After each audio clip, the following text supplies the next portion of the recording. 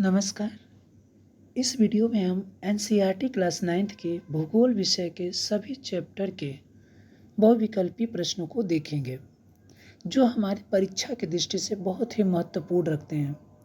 कोई भी competitive exam हो, एनसीईआरटी के प्रश्न उसमें अवश्य ही रखे जाते हैं। तो इसलिए परीक्षा की दृष्टि से भी ये बहुत ही महत्वपूर्ण है। इसलिए हम परीक्षा की दृष्टि को ध्यान में रखकर ही यह वीडियो हम बना रहे हैं। उम्मीद है कि ये वीडियो आपको अच्छी लगेगी और आपकी परीक्षा के लिए बहुत ही महत्वपूर्ण और फ़ायदेमंद होगी। तो चलिए शुरू करते हैं हम आज के इस वीडियो को। तो एनसीईआरटी क्लास 9th के भूगोल विषय को हम समकालीन भारत के नाम से जानते हैं। तो चलिए शुरू करते हैं। इसका पहला अध्याय है भारत का आकार और स्थिति। सबसे पहले देखते हैं कि पहला सवाल है, कर्क रेखा भारत के किस राज्य से नहीं गुजरती है। इसमें प्रश्न बताना है कि किस राज्य से होकर वो नहीं गुजरती। ध्यान रखिएगा, क्वेश्चन दिया नहीं। पहला ऑप्शन है राजस्थान, छत्तीसगढ़, उड़ीसा, त्रिपुरा। तो इसका सही आंसर क्या हो जाएगा? तो इसका सही आंसर हो जाएगा उड़ीसा। ठीक है, उड़ीसा राज्य से कर्क रेखा नहीं गुजरती। कर्क रेखा भारत के 8 राज्यों से होकर के गुजरती है। वो कौन कौन से राज्य हैं? तो आइए मैप पे उसको हम देख लेते हैं। तो ये इंडिया का मैप है। आप जानते हैं कि यहाँ से कर्क रेखा इस तरह से गुजरती है। ठीक है, तो पहले ये गुजरात में, फिर राजस्थान, उसके बाद मध्य प्रदेश, फिर छत्तीसगढ़, उसके बाद झारखंड, झारखंड के बाद ये पश्चिम बंगाल में प्रवेश कर जाती हैं। पश्चिम बंगाल के बाद ये त्रिपुरा, उसके बाद लास्ट में ये मिजोरम। इन 8 राज्यों से होकर के कर्क रेखा भारत के 8 राज्यों से होकर के गुजरती है। ठीक है, अगला प्रश्न है, भारत का सबसे पूर्वी देशांतर कौन सा है? भारत का सबसे पूर्वी देशांतर कौन सा है? ऑप्शन 97 डिग्री 25 मिनट पूर्व, 77 डिग्री 6 मिनट पूर्व, या 68 डिग्री 7 मिनट पूर्व, या 82 डिग्री 32 मिनट पूर्व। तो इसका सही आंसर क्या हो जाएगा? आप अपना देख लीजिए। इसका सही आंसर हो जाएगा 97 डिग्री 25 मिनट पूर्व। ठीक है, 97 डिग्री 25 मिनट पूर्व। चलिए इसको भी मैप पे हम देखते हैं। ये हमारा इंडिया का मैप है, जिसका सबसे दक्षिण बिंदु ये रहा आपका। इसका जो मान है वो 8 डिग्री 4 मिनट है। ठीक है, और इसके सबसे ऊपर बिंदु जो ये है, इसका जो देशांतर है वो अक्षांश वो 37 डिग्री 6 मिनट, और यहाँ का जो देशांतर है वो अभी हमने देखा 97 डिग्री 25 मिनट, और उसके सबसे पश्चिमी बिंदु जो है वो आपका 68 डिग्री 7 मिनट का है। ठीक है, तो ये इसके चारों हैं। अगर इसके उत्तर से दक्षिण की लंबाई देखें तो ये आपका 32,024 किलोमीटर है, 14 किलोमीटर है, अर्थात 3,214 किलोमीटर। और ये पूर्व से पश्चिम की जो इसकी दूरी है वो 2933 किलोमीटर, 2,933 किलोमीटर है। ठीक है, तो ये था हमारा संधि। अगला प्रश्न है 3 नंबर, उत्तरांचल, उत्तर प्रदेश, बिहार, पश्चिम बंगाल और सिक्किम की सीमाएं किस देश को छूती हैं? ठीक है, हमें बताना है कि ये किस देश को छूती हैं। पहला ऑप्शन है चीन, दूसरा है भूटान, तीसरा नेपाल और चौथा म्यांमार। क्वेश्चन को ध्यान से पढ़िएगा। उत्तरांचल अर्थात उत्तराखंड, उत्तर प्रदेश, बिहार, पश्चिम बंगाल और सिक्किम किन देश के सीमाओं को छूती हैं? तो ऑप्शन आपने देखा चीन, भूटान, नेपाल और म्यांमार। तो चलिए, तो इसका सही आंसर क्या हो जाएगा? तो इसका सही आंसर हो जाएगा नेपाल। भारत के ये राज्य नेपाल को सीमा को छूते हैं। चलिए इसको भी मैप पे देख लेते हैं। यहाँ पे मैप पे है आपका, ये जो आप देख रहे हैं ये आपका उत्तरांचल है, ये आपका उत्तर प्रदेश है, ये पोर्शन आपका बिहार है, और ये आपका पश्चिम बंगाल है जो यहाँ से इस तरह आया है, और यहाँ पे आपका सिक्किम है, और ये आपका नेपाल है।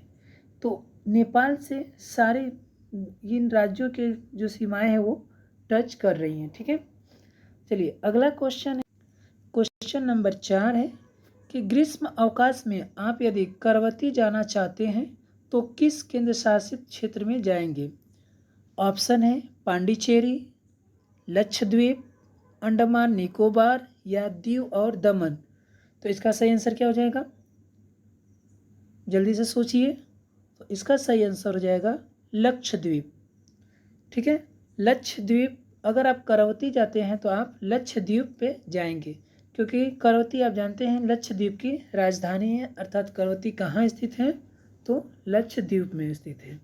ठीक है, अगला क्वेश्चन है, मेरे मित्र एक देश के निवासी हैं जिस देश की सीमा भारत के साथ नहीं लगती है, आप बताइए कि वह देश कौन सा है? ठीक है, हमें बताना है कि कौन सा देश जो भारत की सीमा से नहीं लगती। भूटान, तजाकिस्तान, बांग्लादेश या नेपाल।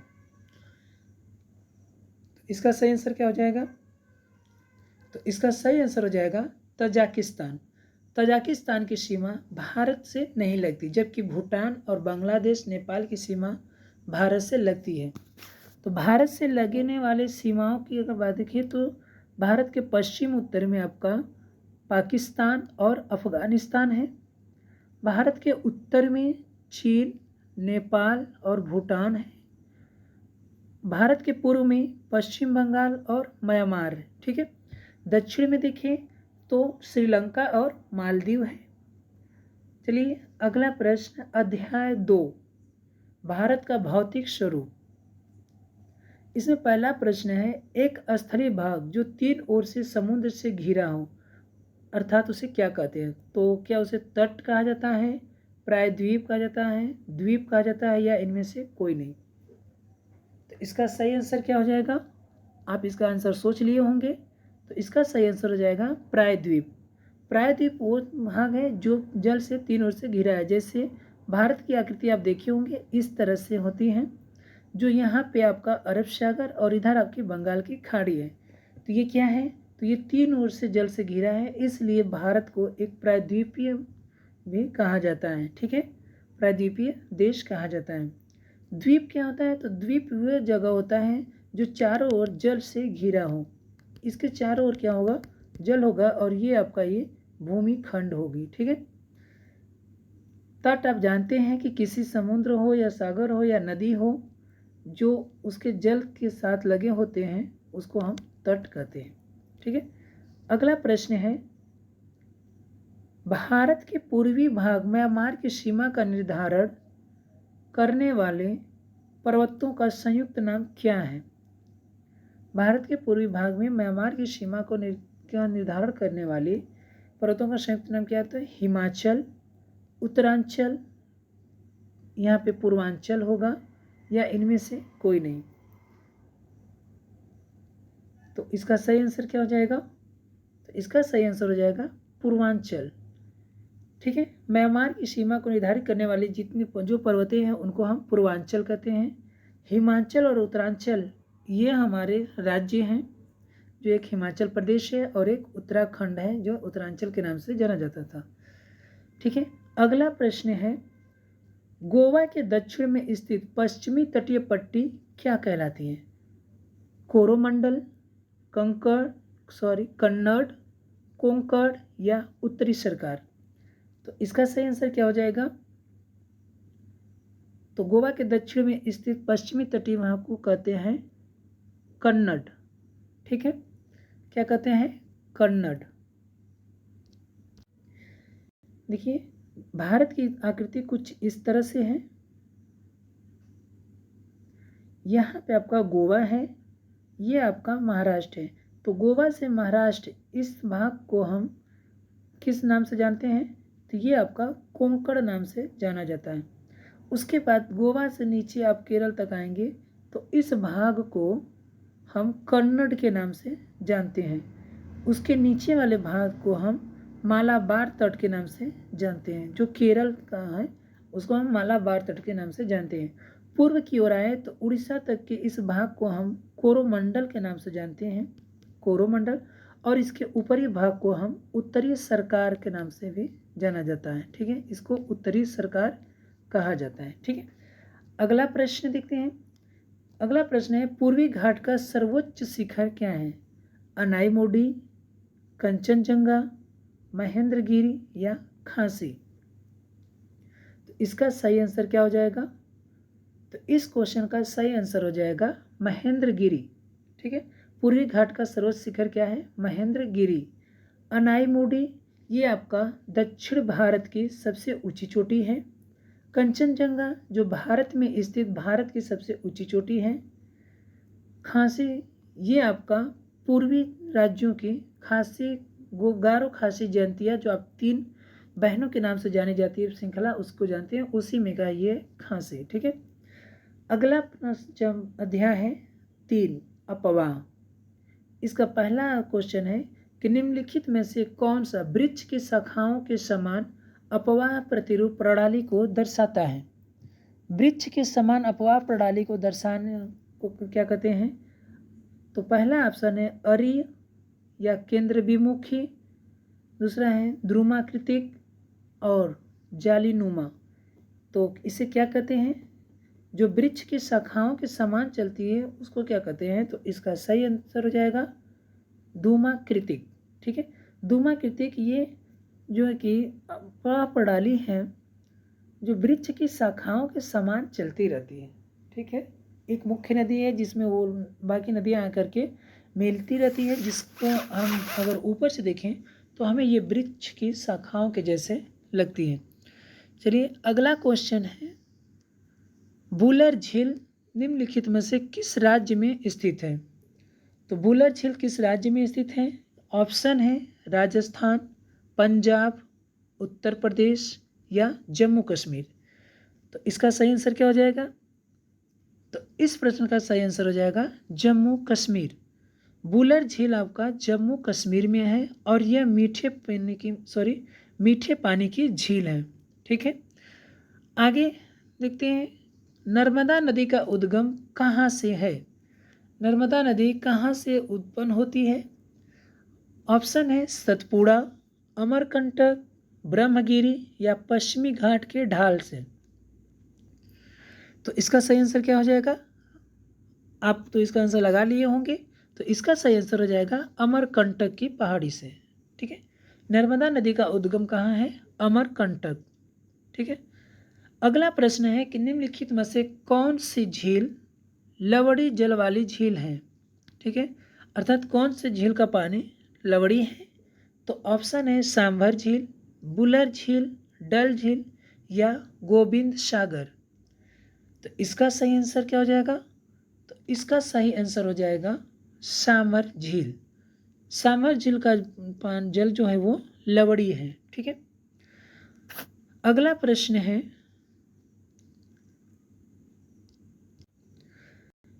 निम्नलिखित में से कौन सी नदी प्रायद्वीपीय भारत की सबसे बड़ी नदी है? प्रायद्वीपीय भारत की सबसे बड़ी नदी बताना है। ऑप्शन है नर्मदा, गोदावरी, कृष्णा और महानदी। तो इसका सही आंसर क्या हो जाएगा? तो इस प्रश्न का सही आंसर हो जाएगा गोदावरी। गोदावरी प्रायद्वीपीय भारत की सबसे बड़ी नदी है। इसे दक्षिण गंगा के नाम से भी जाना जाता है। कौन सी गंगा? तो दक्षिण गंगा के नाम से भी गोदावरी को जाना जाता है। ठीक है, अगला प्रश्न है, यहाँ पे थोड़ा देख लेते हैं। नर्मदा नदी ये आपका एक ऐसी नदी है जो पूर्व से पश्चिम की ओर प्रवाहित होती है। बाकी ये तीनों नदियाँ जो गोदावरी, कृष्णा, महानदी है, ये आपका पूर्व की ओर प्रवाहित होने वाली नदियाँ हैं।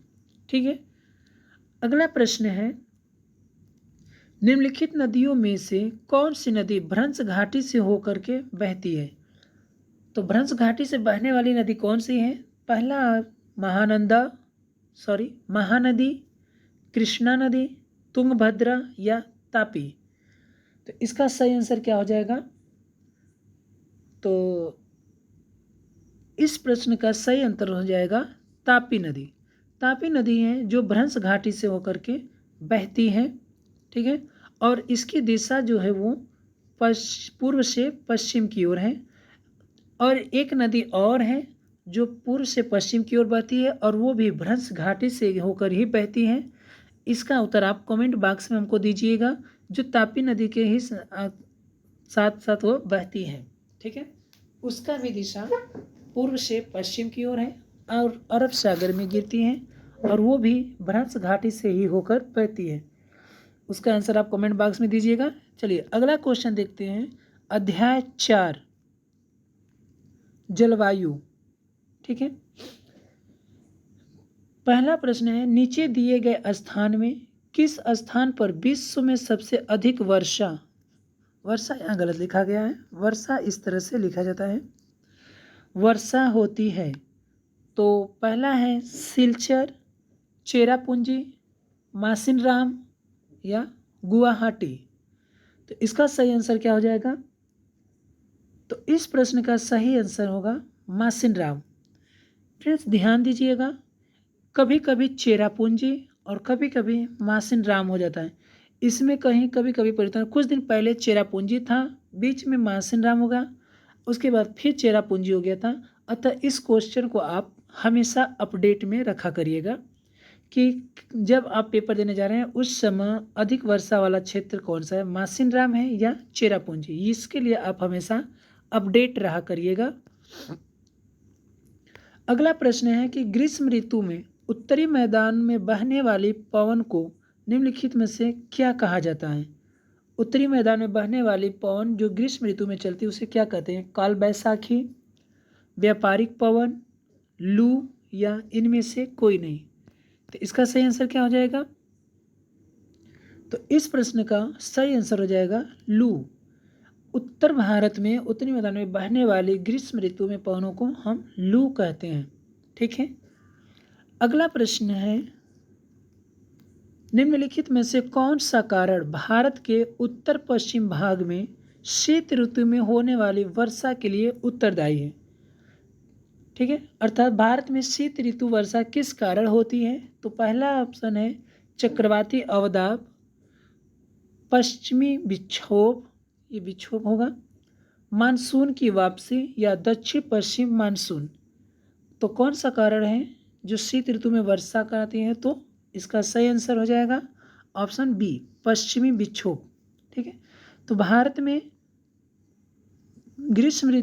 शीत ऋतु में वर्षा पश्चिमी विक्षोभ के कारण होती है, जो आंध्र प्रदेश के और तमिलनाडु के तटों के सहारे बहुत ही तेज वर्षा करती हैं। ठीक है, अगला प्रश्न है, भारत में मानसून का आगमन कब होता है? भारत में मानसून का आगमन कब होता है? तो ऑप्शन है मई के प्रारंभ में या जून के प्रारंभ में, अगला ऑप्शन है जुलाई के प्रारंभ में या अगस्त के प्रारंभ में। तो इसका सही आंसर क्या हो जाएगा? आप सोच के बताइए। इसका सही आंसर हो जाएगा जून के प्रारंभ में। ठीक है फ्रेंड्स, जैसा कि आप जानते हैं कि भारत में जून के प्रारंभ में ही मानसून का आगमन हो जाता है। आइए इसको थोड़ा मैप पे समझते हैं। ये हमारा मैप है, जिसमें आप देखेंगे कि 1 जून को वर्षा यहाँ से मानसून प्रारंभ हो जाता है। ये आपका 1 जून है। ठीक है, 1 जून के बाद 5 जून को मानसून कर्नाटक से और आंध्र प्रदेश के बीच में इस तरह से प्रवेश करता है।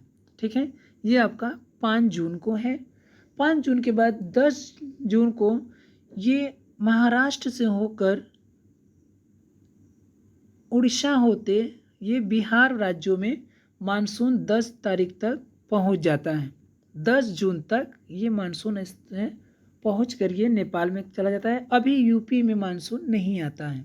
ठीक है, ये आपका पश्चिम बंगाल में भी जाता है, झारखंड में, और ये छत्तीसगढ़, उड़ीसा, महाराष्ट्र। ठीक है, उसके बाद 15 जून को गुजरात, मध्य प्रदेश, उत्तर प्रदेश होते ये नेपाल में जाता है। ये आपका 15 जून को। ठीक है, 15 जून के बाद 1 जुलाई को आपका राजस्थान, पंजाब में मानसून प्रवेश कर जाता है। ठीक, 1 जुलाई को ये यहाँ पे पहुँच जाता है और 15 जुलाई को राजस्थान के इस क्षेत्र में होकर पाकिस्तान चला जाता है। ठीक है, तो ये था आपका मानसून से संबंधित। तो मानसून कब आता है? तो 1 जून को। ठीक है, यानी कि जून के प्रारंभ में ही मानसून भारत में प्रवेश कर जाता है। अगला प्रश्न है कि निम्नलिखित में से कौन सी भारत में शीत ऋतु की विशेषताएं हैं? शीत ऋतु की विशेषता बताना है। ऑप्शन है गर्म दिन एवं गर्म रातें, अर्थात शीत ऋतु में दिन गर्म और रातें भी गर्म होती हैं। अगला ऑप्शन है गर्म दिन एवं ठंडी रातें, दिन गर्म होता है लेकिन रातें ठंडी होती हैं, ऐसा है क्या? अगला ऑप्शन है ठंडा दिन एवं ठंडी रातें और ठंडा दिन एवं गर्म रातें। तो बताइए इसका सही आंसर क्या हो जाएगा? तो इस ऑप्शन का सही आंसर हो जाएगा ठंडा दिन एवं ठंडी रातें। शीत ऋतु में दिन भी ठंडा होता है, जहाँ देखते हैं आप कि इतनी ठंडी कभी कभी पड़ती है कि लोग दिन में अलाव जलाने लगते हैं और अलाव के पास बैठते हैं, रजाई में बैठे रहते हैं और रात तो ऐसे ही ठंडी रहती है। ठीक है, अगला प्रश्न है अध्याय 5 प्राकृतिक वनस्पति तथा वन्य प्राणी। इसमें पहला प्रश्न है रबड़ का संबंध किस प्रकार के वनस्पति से है? रबड़ की प्रकार किस वनस्पति से बताना है। पहला है टुंड्रा, मैंग्रोव, ये मैंग्रोव है, हिमालय या उष्णकटिबंधीय वर्षावन से। तो बताइए इसका सही आंसर क्या हो जाएगा? रबड़ का जो वनस्पति है वो किससे संबंधित है? तो इसका सही आंसर हो जाएगा उष्णकटिबंधीय वर्षावन। ठीक है, रबड़ का संबंध उष्णकटिबंधीय वर्षावन से है। ठीक है, अगला प्रश्न है सिनकोना के वृक्ष कितनी वर्षा वाले क्षेत्र में पाए जाते हैं? अर्थात कितनी वर्षा वाले क्षेत्र में सिनकोना पाई जाती है? तो 100 सेंटीमीटर, 70 सेंटीमीटर, 50 सेंटीमीटर या 50 सेंटीमीटर से कम वर्षा वाले क्षेत्रों में। तो इसका सही आंसर क्या हो जाएगा? तो इस प्रश्न का सही आंसर हो जाएगा 100 सेंटीमीटर वर्षा वाले क्षेत्रों में। ठीक है, सिनकोना के वृक्ष 100 सेंटीमीटर वर्षा वाले क्षेत्रों में पाए जाते हैं। अगला प्रश्न है सिमलीपाल जीवमंडल निचय कौन से राज्य में स्थित है? ठीक है, तो सिमलीपाल किस राज्य में स्थित है? इसका सही आंसर क्या हो जाएगा? पंजाब, दिल्ली, उड़ीसा या पश्चिम बंगाल। तो इसका सही आंसर क्या हो जाएगा? तो इसका सही आंसर हो जाएगा सी, उड़ीसा। ठीक है, सिमलीपाल जीवमंडल कहाँ है? तो उड़ीसा राज्य में स्थित है। अगला प्रश्न देखते हैं भारत के कौन से जीवमंडल निचय विश्व के जीवमंडल निचयों में लिए गए हैं? ऑप्शन है मानस, नीलगिरी, मन्नार की खाड़ी या नंदा देवी। ये नीलगिरी है। तो इसका सही आंसर क्या हो जाएगा? ये प्रश्न हमें गलत लगता है क्योंकि भारत के आपके जो है वो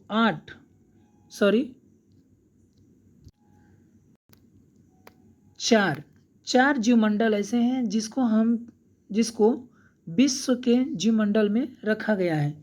कौन कौन से? तो पहला सुंदरवन जो पश्चिम बंगाल में है, दूसरा नंदा देवी उत्तराखंड में, मन्नार की खाड़ी तमिलनाडु और नीलगिरी जो केरल, कर्नाटक और तमिलनाडु में है। इन सबको विश्व के निचों में रखा गया है। तो आपका नीलगिरी भी हो जाएगा, मन्नार की खाड़ी और नंदा देवी, ये तीनों आपको विश्व निचय में रखा गया है। अर्थात प्रश्न होना चाहिए कि किस जीवमंडल को विश्व निचय मंडल में नहीं रखा गया है। ठीक है, तो इसका ऑप्शन हो जाएगा मानस। ठीक है, मानस को विश्व में नहीं रखा है, बाकी तीनों को विश्व में रखा गया है। मन्नार की खाड़ी, नंदा देवी, नीलगिरी और एक सुंदरवन। इन 4 जीवमंडल को विश्व के जीवमंडल में लिया गया। ठीक है, ध्यान रखिएगा यहाँ पे नहीं होना चाहिए। अगला प्रश्न अध्याय 6 जनसंख्या। ठीक है, पहला प्रश्न है कि निम्नलिखित में से किस क्षेत्र में प्रवास आबादी की संख्या, वितरण एवं संरचना में परिवर्तन लाता है? ऑप्शन है प्रस्थान करने वाले क्षेत्र में, आगमन वाले क्षेत्र में, प्रस्थान एवं आगमन दोनों क्षेत्रों में। इसका सही उत्तर क्या हो जाएगा? प्रश्न है कि प्रवास आबादी की संख्या, वितरण एवं संरचना में कौन परिवर्तन लाता है? तो ऑप्शन हो जाएगा सी, प्रस्थान एवं आगमन दोनों क्षेत्रों में ये परिवर्तन लाते हैं। अगला प्रश्न है, जनसंख्या में बच्चों का एक बहुत बड़ा अनुपात निम्नलिखित में से किसका परिणाम है? ये प्रश्न अभी स्टेट में, बिहार के स्टेट में आया था। फ्रेंड्स, इससे पीछे भी सिमलीपाल वाला भी बिहार के स्टेट में आया था। अतः आप देख सकते हैं कि एनसीईआरटी के ये प्रश्न कितने महत्वपूर्ण हैं। हूबहू ये प्रश्न उठाए लिए जा रहे हैं कॉम्पिटिटिव एग्जामों में। चलिए दूसरे प्रश्न का उत्तर बताइए कि जनसंख्या में बच्चों का एक बहुत बड़ा अनुपात किस नाम से किसका परिणाम है? ऑप्शन उच्च जन्म दर, उच्च मृत्यु दर, उच्च जीवन दर या अधिक विवाहित जोड़े। तो इसका सही आंसर क्या हो जाएगा? तो मुझे उम्मीद है कि आप इसका सही आंसर अच्छे से लगाएंगे। फ्रेंड्स, उच्च मृत्यु दर से तो बहुत बड़ा जनसंख्या अनुपात हो नहीं सकता। अधिक विवाहित जोड़े होने का तात्पर्य हो नहीं सकता। जीवन दर से तो हो सकता है और जन्म दर। तो इसका सही आंसर क्या हो जाएगा? तो इसका सही आंसर हो जाएगा उच्च जन्म दर, क्योंकि जब उच्च जन्म दर होगा तो बच्चों की संख्या क्या होगी? ज़्यादा होगी। तो अन्य की तुलना में बच्चों का अनुपात भी क्या होगा? ज़्यादा होगा। तो इसका सही आंसर क्या हो जाएगा? उच्च जन्म दर। ठीक है। अगला प्रश्न है कि निम्नलिखित में से कौन सा एक जनसंख्या वृद्धि का परिणाम दर्शाता है? ऑप्शन है एक क्षेत्र की कुल जनसंख्या, प्रत्येक वर्ष लोगों की संख्या में होने वाली वृद्धि, अगला ऑप्शन है जनसंख्या वृद्धि की दर, या प्रति 1000 पुरुषों पर महिलाओं की संख्या। तो इसका सही आंसर क्या हो जाएगा? जनसंख्या वृद्धि का परिणाम क्या दर्शाता है? तो प्रत्येक वर्ष लोगों की संख्या में होने वाली वृद्धि। ठीक है, प्रत्येक वर्ष लोगों की संख्या में होने वाली वृद्धि इसका सही आंसर होगा। अगला प्रश्न है, 2001 की जनगणना के अनुसार साक्षर व्यक्ति वह है। तो हमें बताना है कि साक्षर व्यक्ति कौन है?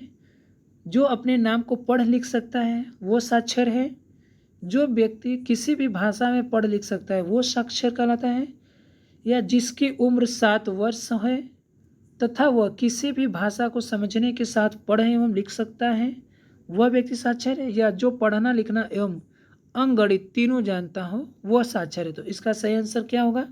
जल्दी बताइएगा। तो मुझे उम्मीद है कि ये क्वेश्चन आप अच्छे से कर लिए होंगे। इसका सही आंसर हो जाएगा सी, साक्षर वह है जिसकी उम्र 7 वर्ष है तथा वह किसी भी भाषा को समझने के साथ पढ़ एवं लिख सकता है। ठीक है। तो फ्रेंड्स, आज का ये पोर्शन समाप्त हुआ। ये क्लास 9th के हमने सभी बहुविकल्पी प्रश्नों को सॉल्व कर लिया है। ठीक है, जो कि परीक्षा की दृष्टि से भी बहुत ही महत्वपूर्ण है। इसमें कई प्रश्न ऐसे थे जो अभी बिहार स्टेट में परीक्षा में हूबहू उठा लिए गए थे। अतः उम्मीद है कि ये वीडियो आपको अच्छी लगी होगी और आपके लिए ये यूज